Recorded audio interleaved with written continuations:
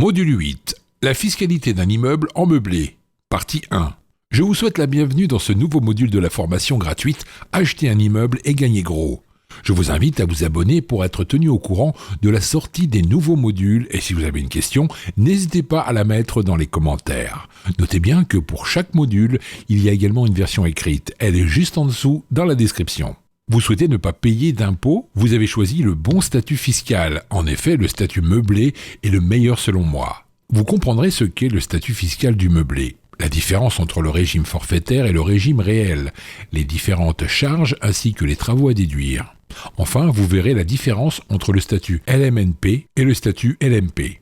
Définition de la location meublée. Les revenus de vos immeubles loués meublés sont imposables dans la catégorie des BIC, bénéfices industriels et commerciaux. Il y a le statut LMNP, location meublée non professionnelle, et le statut LMP, location meublée professionnelle. On en reparlera en détail plus bas. Lorsque vous louez votre bien meublé, c'est-à-dire au minimum avec les meubles imposés par l'État, dans ce cas-là, vous pouvez faire un bail meublé, vos revenus seront donc des revenus BIC. Comme on l'a vu dans le tableau précédent, il y a deux types de régimes pour les revenus BIC, le régime micro-BIC et le régime réel. Il y a la liste minimum de meubles pour que votre appartement soit légalement un appartement meublé, et il y a le minimum de meubles qu'il faut lorsqu'on veut faire du haut standing.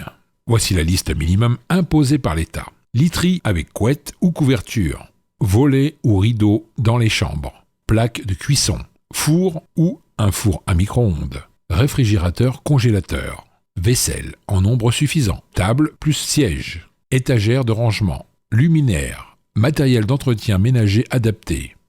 Vous voyez que la liste est vraiment très basique, mais sachez que si vous ne respectez pas cette liste minimale, le juge peut décider de requalifier le bien meublé en bien nu, et ainsi devoir payer des arriérés d'avantages fiscaux dont vous auriez bénéficié. Ensuite, en plus de tout ça, moi je rajoute ça. Tout l'électro, hotte, lave-linge, lave-vaisselle, tout ce qui est TV, canapé, lit d'hôtel, déco haut de gamme, beaucoup de vaisselle, de casseroles, verres, une vraie cuisine et une vraie salle de bain design. Bref, absolument tout pour que le locataire s'y sente bien. On en reparlera en détail dans le module mobilier électro plus tard. Les régimes micro-BIC et réels. Il y a donc deux types de régimes. Et il faut savoir dans quel cas il faudra choisir le micro-BIC et dans quel cas nous utiliserons le réel. Régime micro-BIC. Dans le cadre du régime BIC, également appelé régime forfaitaire, les frais et les travaux ne sont pas pris en compte. Ils sont remplacés par un abattement forfaitaire de 50% calculé en fonction de vos loyers charges comprises. Ce régime est applicable lorsque les régimes BIC ne dépassent pas 70 000 € par an de loyer CC, charges comprises. Pour la location meublée, on parlera toujours de loyer charges comprises, car les charges rentrent dans le calcul de la base imposable. Si vous choisissez le régime micro-BIC, votre résultat fiscal sera obligatoirement en bénéfice. Une fois que vous aurez rempli votre feuille d'impôt, en y indiquant vos loyers CC, les impôts calculeront un abattement de 50%. Les 50% restants de vos revenus locatifs seront ajoutés à tous les autres revenus salariaux entrepreneuriaux. Une fois le revenu global connu, vous serez ainsi taxé sur ce revenu global. Il est évident que je ne conseille pas ce régime car, comme pour le micro-foncier, le micro-BIC ne vous permettra pas de ne pas payer d'impôts. Vous aurez simplement un abattement de 50% sur vos revenus BIC, ce qui signifiera que vous paierez des impôts sur les 50% restants. Le seul moment où le régime forfaitaire est plus intéressant, c'est lorsque vous avez un bien totalement payé, avec aucun frais à déduire ou très peu, qui fait que les 50% d'abattement sont plus intéressants que le total des charges travaux que vous avez. Mais dans ce cas-là, si vous avez bien suivi la formation, avec très peu de charges à déduire, dans la plupart des cas, il faut le revendre pour récupérer son argent et réinvestir à nouveau dans un nouveau bien pourri, et non le garder, sinon vous serez assommé par les impôts. Régime réel. On l'a vu juste avant, le régime micro-BIC est réservé pour les personnes faisant moins de 70 000 € de loyer par an. En revanche, il est possible de faire moins de 70 000 € par an et de demander à être au réel. C'est même presque obligatoire lorsqu'on est investisseur rentable. Cette option s'effectue simplement lorsque vous remplirez le formulaire POI, voire plus bas, qui permet de lancer votre activité en meublé. En revanche, si vous êtes déjà en micro-BIC et que vous souhaitez passer au réel, vous devez lever l'option en LRAR au centre des entreprises de votre ville avant le 1er février de l'année où vous souhaitez changer de régime. Exemple, vous souhaitez lever l'option pour l'année 2019. Alors il faudra envoyer le courrier avant le 1er février 2019. Le nouveau régime que vous aurez choisi sera ensuite reconduit tacitement. Vous n'aurez rien de nouveau à faire chaque année. Le calcul du régime réel est plus complexe que le régime micro-BIC.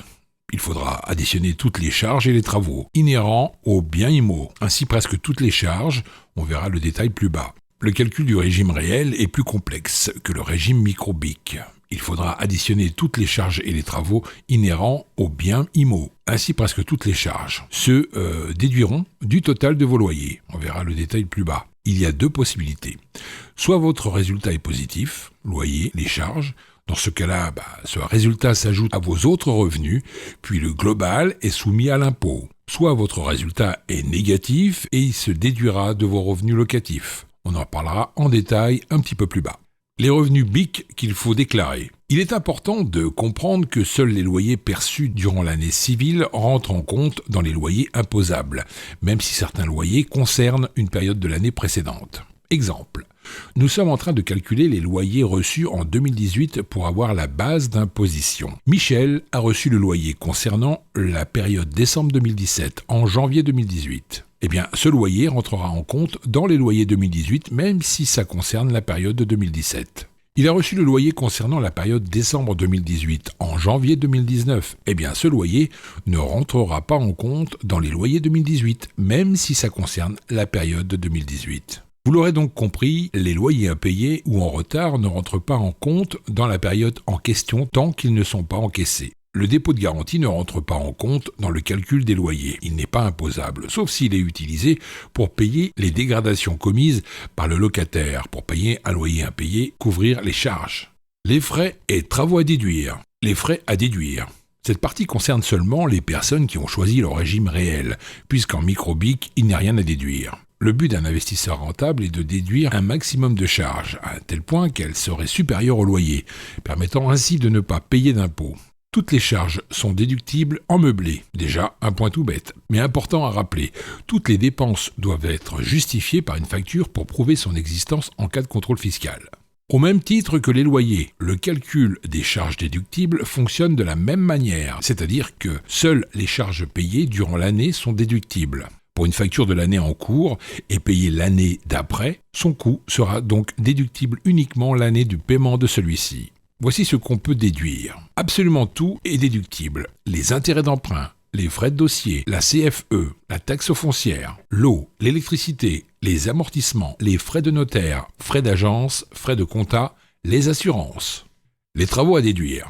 Bon alors, c'est très simple, absolument tous les travaux sont déduits de vos loyers en meublé, contrairement aux nus où c'est très restreint. Ici, aucune limite. Ainsi, les travaux de construction, de reconstruction ou d'agrandissement sont tous déductibles. Tout ce qui est meuble pour la maison, comme la table basse, le lit, la TV, les étagères, le matelas, l'électroménager sont également déductibles. À noter, pour ceux qui font leurs travaux tout seuls, vous ne pourrez pas déduire de vos impôts le temps que vous y passez. Par contre, vous pourrez déduire la matière première, comme la peinture, le placo, le carrelage. Le résultat BIC. Vous êtes un investisseur rentable.